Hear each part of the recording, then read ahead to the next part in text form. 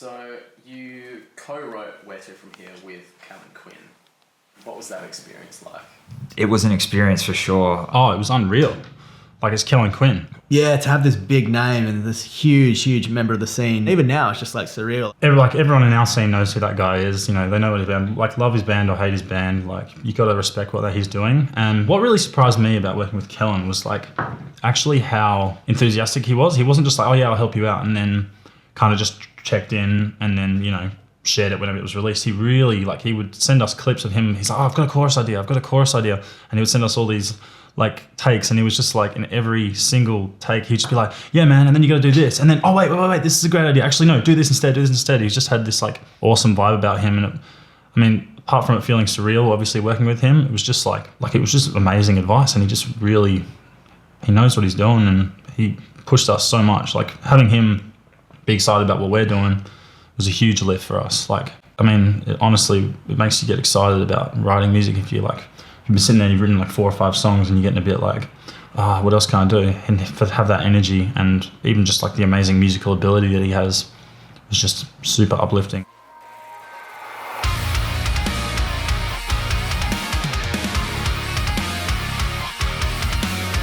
I never talked to the bloke myself, but it was always through Tom. And I get like voice messages saying, like, you know, of him like humming over tracks that I've written. And I was just like, needed to also like pinch myself to be awake kind of thing. And I'm just like, yeah, it's kind of strange. Even now, I still don't quite believe it, but it's really cool and surreal. But yeah. From listening to the tracks, especially from an outside perspective, when I was initially joining the band and getting into the guts of it, you could tell it was just meticulously composed, and it was just fantastic to listen to. I think Callan obviously is a fantastic musician without question, and he definitely contributed in like such a wonderful way. And the boys like loved working with him, and yeah, I think it's just awesome. So that song obviously means a lot to us as a band in terms of what it's about. We wanted to capture a bit of the, like, obviously the pain that comes with, you know, going through horrible family sufferings and whatnot. We knew we wanted a really hard song for the album, and then Rory came up with this riff, and it was just insane. Like, it was just so hard hitting, and then the beautiful chorus, and it just came together. So I think that in terms of that one, it really did kind of portray exactly what we were trying to put through, and I think that's probably one of the strongest singles from that album.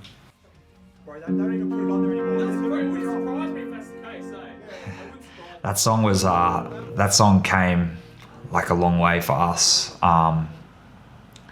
So yeah, like it was like March of last year. So that's when I found out that my dad had stage 4 cancer, and that was like obviously new to me. I didn't really know like how to deal with that, and that song was written about that, my experience in going through that. And it was like that was like a hard song to write, because, and this is kind of where like I learned a lot about like what I kind of wanted to get out of music doing that song, because it gave me the opportunity to say something like really from the heart, and sort of really trying to explain what I was sort of going through for, like, just for myself, because it was like a really good outlet, because music's always been that for me. So this was an opportunity to tell my story about what I was feeling like when my family was going through that. And that was the one that we did write with Callan. And when we did, like, initially showing him that song, he really encouraged me, and the other guys too was super supportive of me, sort of sharing that side of me, of that side of my experience with it. They really did encourage me to be like as authentic as possible. So that song really was that for me, just being as authentic as possible, and just telling people about what it was like when I found out about it, and what my family, like how I kind of felt. And yeah, I'm really grateful that I had the experience to write that song with those guys, because it just lifted me up, and I know that it helped a lot for me, and it was a great song. Like, it came together at just the right time, and it was an important song for our band, because we wanted to keep building on what we'd done. So sonically, it was great, but for me personally, it definitely connected because I was able to really tell my story as as best I could at that time. Are we mending fences to fall apart? Are we building the future in the dark? Retrograde is an interesting one because it started out very different. It was a lot more, I want to say something like Periphery. Like, it was very rhythmically based, had sort of changing time signatures, didn't really flow that well.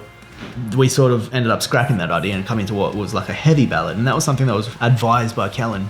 That is easily the most different song we've ever done. It was like us sort of trying to step outside the box a little bit more than we have before.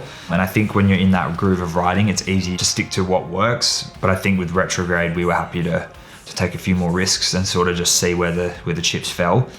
Like, if you listen to Blackout and then our Retrograde came on, you might even think that it was a different band.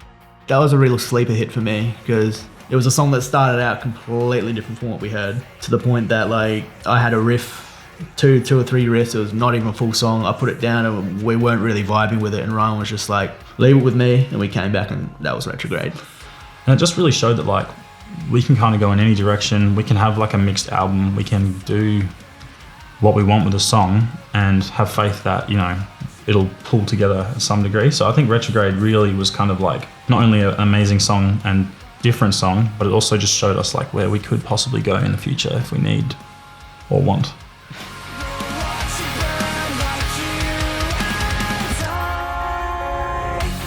I am sick of selfish decisions.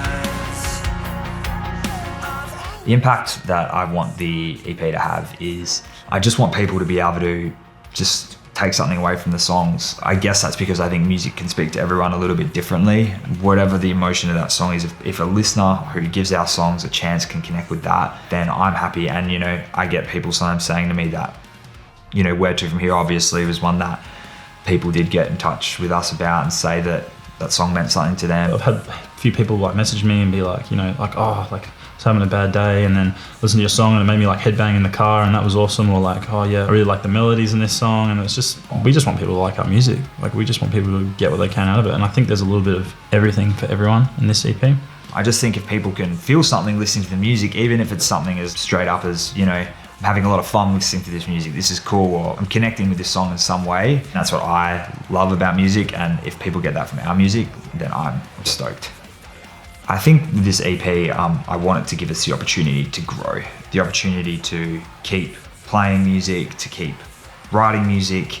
There's a lot of, factors at play, like being in Perth and being so isolated. But if the music can reach more people and give us the opportunity to be heard and give us the opportunity to keep growing as a band, whatever that looks like, whether that's having the chance to play new places or to keep writing music, to give this band another lease on life, that's really what we want from it. But I think as long as we're being as genuine as we can be with the music and with ourselves, we give ourselves the best chance to keep doing what we love. And that's what it comes down to at the end of the day.